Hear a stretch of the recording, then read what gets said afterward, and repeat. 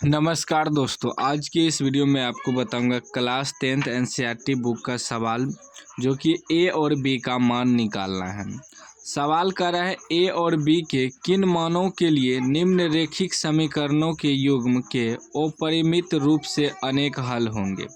मतलब ये जो दो समीकरण दिया है इसका हल जो है अनेक हल है और इसी से हमें ए और बी का मान निकालना है। तो समीकरण है 2x + 3y = 7। इसको मान लेंगे समीकरण एक, ठीक है ना। समीकरण फर्स्ट मान लेंगे। उसके बाद है a - b × x + a + b × y = 3a + b - 2। इसको मान लेंगे समीकरण दो। क्या मान लेंगे? समीकरण दो। अब एक चीज़ ध्यान दीजिएगा, अनेक हल कब होता है? अनेक हल होता है यदि a1/a2 बराबर b1/b2 बराबर c1/c2, मतलब तीनों बराबर हो जाएगा तब अनेक हल होगा। तो इसमें देखिए x का गुणांक a1 हो जाएगा, y का गुणांक b1 हो जाएगा, लास्ट में अचर पद c1 हो जाएगा समीकरण एक का। समीकरण दो का ये x का गुणांक a2 हो जाएगा, y का गुणांक b2 हो जाएगा, लास्ट में अचर पद c2 हो जाएगा। मतलब जो समीकरण एक में है a1 b1 c1 होगा, जो समीकरण दो में है a2 b2 c2 होगा, ठीक ना। लिख लेंगे a1 बराबर आपका 2 हो जाएगा, फिर b1 बराबर 3 हो जाएगा, फिर c1 बराबर 7 हो जाएगा। फिर a2 बराबर x का गुणांक क्या है? a - b, ठीक। फिर b2 क्या है? a + b, y का गुणांक a + b। उसके बाद क्या है? c2 आपका हो गया 3a + b - 2। मतलब जितना अचर पद है सबको लिख लेना है, ठीक ना। हो गया। अब इस सूत्र पे बैठाएंगे, यहाँ लिखेंगे अनेक हल होंगे, अनेक हल होंगे यदि a1/a2 बराबर b1/b2 बराबर c1/c2 तीनों बराबर हो जाए तब। अब बैठाइए तो a1/a2 कितना है? 2 है, तो 2/a2 कितना है? a - b बराबर b1/b2 कितना है? 3/b2 कितना है? b2 है a + b बराबर c1/c2 कितना है? 7/c2 कितना है? 3a + b - 2 लिख दिए।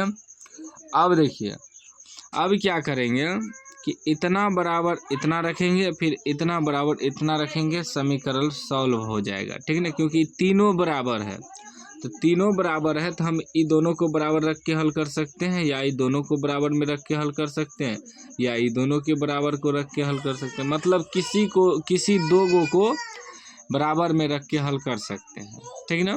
तो हम क्या करते हैं, पहले ई दोनों को लेते हैं, इसको इससे गुना करेंगे तो 2 से गुना हो जाएगा, तो a + b बराबर इससे गुना हो जाएगा 3 से a - b। तो 2 गुना a 2a + 2 Guna b 2b बराबर 3 गुना a 3a - 3 Guna b 3b। क्या हो जाएगा ये? 2a इधर आएगा तो -3a बराबर -3b, उधर जाएगा तो -2b हो जाएगा, ठीक ना। एक जगह कर दिए। कितना बच जाएगा?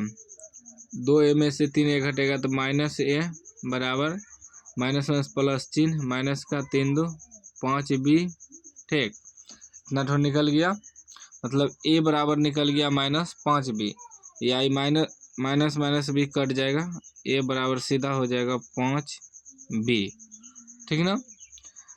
अब इसको बराबर में रख के हल कर लेते हैं एक बार इसको, ठीक ना। तो इसको रखेंगे तो कितना हो जाएगा? 3 से गुना होगा, 3 से गुना हो जाएगा 3a + b - 2, और इससे गुना हो जाएगा बराबर में 7 से a + b, ठीक। अब देखिए हो जाएगा 3 तिया 9a प्लस 3b माइनस 3 दूनी 6 बराबर 7a प्लस 7b। अभी हो जाएगा 9a और ये इधर आएगा तो माइनस 7a, फिर क्या है प्लस 3b, इधर आएगा तो माइनस 7b हो जाएगा, बराबर क्यूब गल जाएगा तो ये प्लस 6 हो जाएगा। 9 में से 7 घटेगा 2a प्लस क्या माइनस हो जाएगा, 3b में से 7b घटेगा तो माइनस 4b हो जाएगा, बराबर 6। ठीक, 6 हो गया। और a बराबर हमें कितना आया है, 5b आया है, यहाँ आया है ना, a बराबर 5b, तो यहाँ 2 गुना a की जगह रख देंगे ये 5b माइनस 4b बराबर 6, तो 5 दूनी 10b हो जाएगा माइनस 4b बराबर 6। 10 में से 4 घट जाएगा, क्या हो जाएगा 6b बच जाएगा बराबर 6, और 6 कट जाएगा, यानी कि b का मान 1 निकल जाएगा। अब b का मान 1 निकला तो a बराबर भी निकल जाएगा। a बराबर कितना आया है, a बराबर आया है 5b आया है ना, तो कितना हो जाएगा 5b, b का मान कितना आया है 1, यानी कि 5 एका 5। अब a का मान आपका 5 निकल गया और b का मान 1 निकल गया, a का मान 5 और b का मान a, यही आपका आंसर हो गया। ठीक, a b का मान निकल गया। 100% सही आंसर है, एनसीईआरटी बुक का सवाल है। उम्मीद है आप समझ गए होंगे, समझ गए हैं तो लाइक कर दीजिए, चैनल को सब्सक्राइब कर दीजिए और घंटी को दबा के ऑल कर दीजिए।